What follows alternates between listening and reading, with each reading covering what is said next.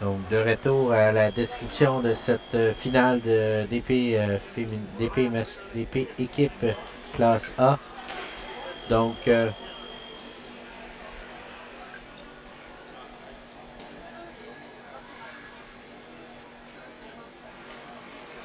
nous allons avoir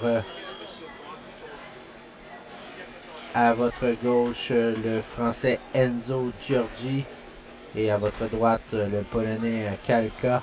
Donc, deux classes A ici qui vont entamer le 8e, le 7e bout, excusez-moi.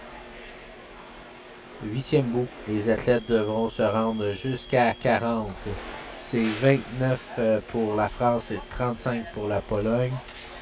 Les deux derniers matchs risquent d'être les plus difficiles.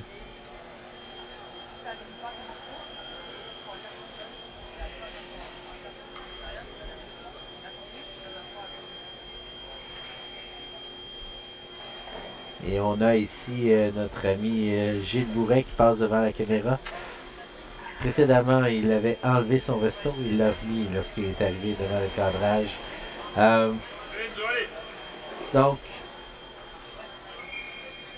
le Français, tactiquement, devra appuyer un peu plus sur le gaz, comme on dit au Québec. Donc, aller chercher l'adversaire, ne pas être en retrait. Le jeu stratégique du Polonais, c'est d'attendre de voir que les ouvertures que Giorgi devra faire inéluctablement pour aller toucher à son adversaire. Donc, si on veut mettre une touche, il faut forcer la note. Donc, on ouvre son jeu à l'adversaire. Et ce qu'on voit présentement, c'est que le Polonais, lui, a décidé d'y aller à fond.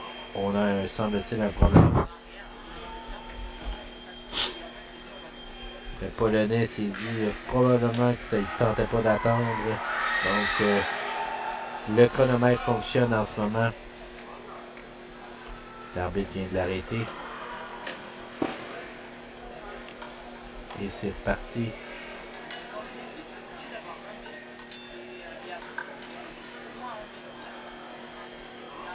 On demande l'arrêt du match encore une fois. Ça fait 2 fois que le Français demande cela.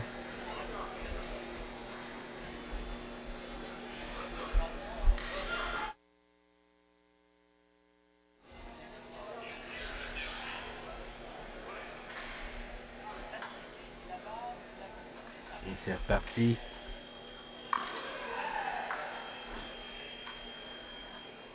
On étudie son adversaire. L'attaque du Polonais. Le Polonais veut garder son adversaire à distance. À la limite, l'empêcher de faire tout geste offensif compromettant en faisant des fausses attaques. On le pousse vers l'arrière. On le garde loin. Comme ça, il ne pourra pas toucher. Et à nouveau, on demande l'arrêt du jeu. Les problèmes au niveau.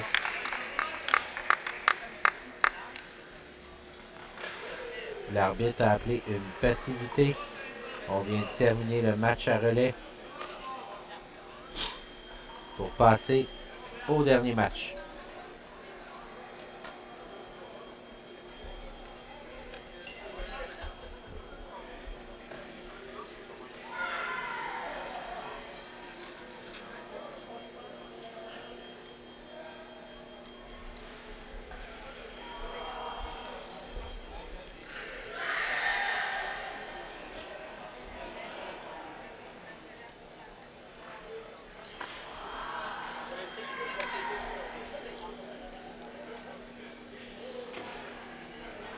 Donc,